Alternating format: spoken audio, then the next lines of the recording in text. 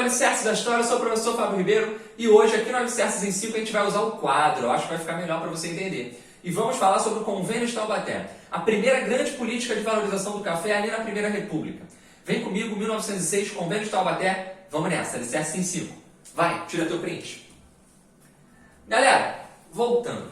Em 1906, qual o contexto que o Brasil está enfrentando em termos de economia cafeeira? A gente tem desde o século XIX o café como a nossa grande referência, desde o Segundo Reinado, enfim. Chegamos na Primeira República, o café continua sendo o grande pilar da nossa economia, forte produção em São Paulo, mas também tem destaque em Minas e no Rio de Janeiro. O que acontece é o seguinte, finalzinho do século XIX, a gente tem uma superprodução em avalanche de café. A gente tem uma produção cafeeira que não para de crescer. Só que essa produção cafeeira que não para de crescer, ela acaba entrando em conflito com uma perspectiva de subconsumo a longo prazo. O que significa isso? O Brasil está produzindo muito café, muito café, e a galera não está comprando mais tanto café no Brasil. Ou seja, vai chegar no momento em que vai haver uma grande sobra de café no mercado. E toda vez que tem sobra de produto no mercado, há uma queda no preço geral desses produtos. Por quê? Se tem muito produto para ser vendido e pouca gente comprando, isso vai ser barato. Agora, se tem pouco produto para ser vendido e muita gente querendo, esse preço vai ser mais alto. O que está acontecendo no Brasil é classicamente isso. E por que acontece essa superprodução e essa sobra, esse excedente do café?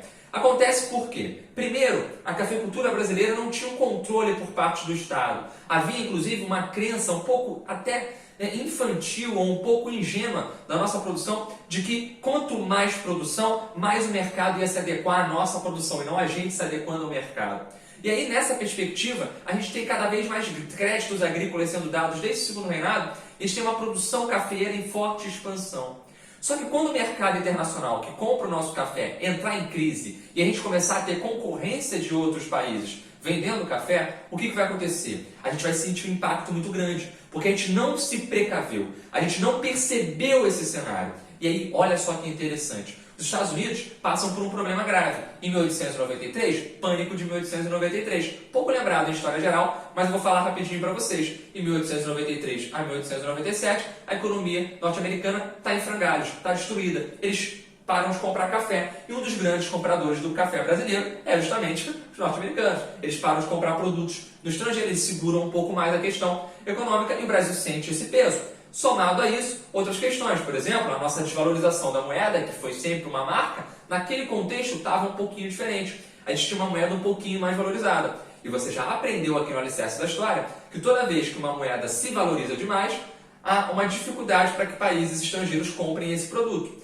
Era uma política comum dessa oligarquia cafeeira manter a nossa moeda sempre lá embaixo para que o comprador externo tivesse um olhar bacana para a gente. Olhasse e falasse, tá baratinho aí no Brasil, vou comprar. Só que naquele contexto a gente tem uma política de leve valorização cambial, isso muito ajudado pelo Funding Loan, o Funding Loan que renegociou a nossa dívida, e ao renegociar a nossa dívida, lá no governo Campos Salles, lá no Joaquim Murtinho, que foi o ministro da Fazenda dele, quando a gente renegociou a nossa dívida, a gente teve uma crescente de valorização cambial, a nossa moeda deu uma pequena crescida, e isso afetou um pouco o valor do nosso produto no estrangeiro, o estrangeiro não comprou tanto. Somado a isso, produção intensa no Brasil, tem produto sobrando, quando sobra produto, como eu falei para vocês, tem uma queda repentina no preço. E aí o que vai acontecer? A economia cafeeira, que sempre foi o nosso pilar e que sempre enriqueceu gente, em São Paulo principalmente, mas em Minas e no Rio, vai entrar em crise. Aí o governo vai ter que entrar na parada, cara. Inicialmente, o governo seria o governo estadual que entraria nesse jogo. Só que o presidente Rodrigues Alves é quem está nesse contexto ali, como presidente, só que ele está terminando o mandato dele. Ele vai entregar o cargo no dia 15 de novembro, o Afonso Pena tinha vencido. E aí o que o Convênio de Taubaté vai determinar? Inclusive o Rodrigues Alves não assina o Convênio de Taubaté, quem assina é só o Afonso Pena assim que ele assume. O que vai determinar o Convênio de Taubaté? Que o governo federal auxiliaria os estados e, consequentemente, os produtores de café, comprando esse excedente, essa parte excedente da produção cafeeira e estocando. Quando o mercado melhorasse, o governo voltaria com esse café para o mercado e a situação ficaria mais tranquila. Só que o café é perecível. O que vai acontecer é que esse café vai estragar e vai ser queimado de qualquer forma, inclusive em marés de fumaças, É o que acontece aí ao longo prazo, a gente vai perceber. Mas por que o governo compra o café? E por que os historiadores vão dizer que isso é uma socialização das perdas? Está aqui no quadro para você. Essa socialização das perdas remete justamente ao uso de dinheiro público para comprar café que está sobrando e auxiliar a economia privada desses cafeicultores. Interessante. Então, por isso que se usa muito, e já apareceu em prova, o conceito de socialização das perdas. Você está usando dinheiro público, dinheiro que é de todos, e está ali jogando para salvar uma economia específica que é desses cafeicultores. Eu te pergunto, o lucro eles dividiam com a gente? Não, eles estão dividindo o prejuízo com a gente. É isso que se questiona aqui quando se fala em socialismo, em socialização das perdas. Beleza? Tranquilo. Então, São Paulo, Rio e Minas se unem, fazem ali esse convênio na cidade paulista de Taubaté e fica decidido que vão comprar excedente do café. O governo federal injeta dinheiro na parada, mas como o governo federal não estava tão bem das pernas, o que é montado? É montado uma caixa de conversão. O Brasil vai começar a pegar dinheiro lá fora, dinheiro emprestado lá com os empréstimos estrangeiros, abastecer essa caixa de conversão e essa caixa de conversão vai servir para se comprar o café.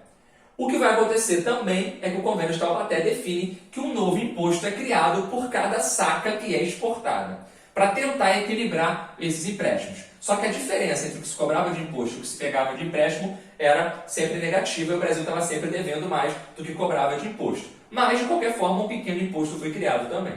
Uma outra coisa interessante é que se criou ali uma promessa, um compromisso, vamos colocar assim, de que a gente ia diminuir a produção, de que a expansão cafeeira ia parar. Os cafeicultores falaram o seguinte, vamos segurar ali a produção cafeeira. Para que servia a caixa de conversão?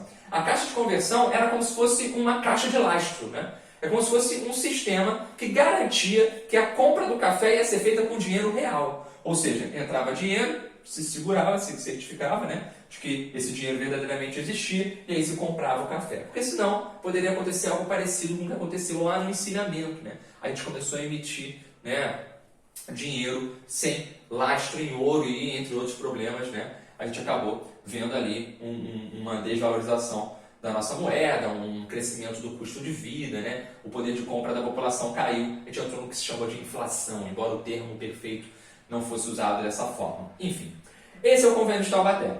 A nossa primeira vez em que o governo federal, de fato, entra com uma política contundente para salvar a cafeicultura. Não que antes já não tivesse ocorrido o crédito agrícola, como era comum, eu falei para vocês no segundo reinado.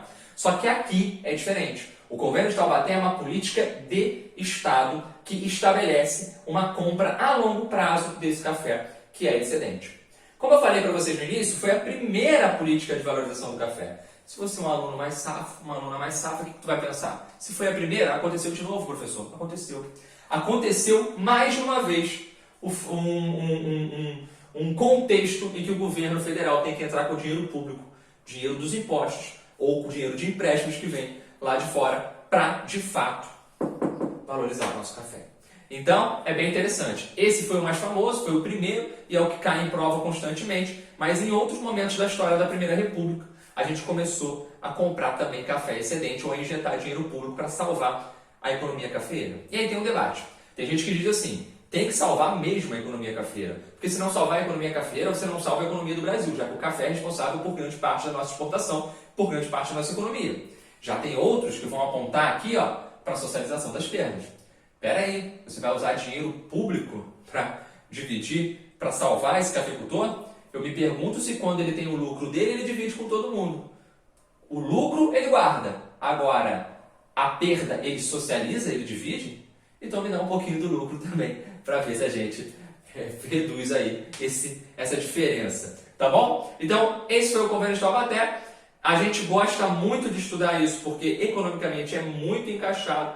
E a gente vai ter aqui, cada vez mais, esses videozinhos usando o quadro. Bota aí se você preferiu assim, melhor do que sentado ali na cadeira. Foi uma proposta que eu trouxe para ver se te auxilia aí nesse entendimento. Valeu? Deixa seu like, compartilha com os amigos e tamo junto.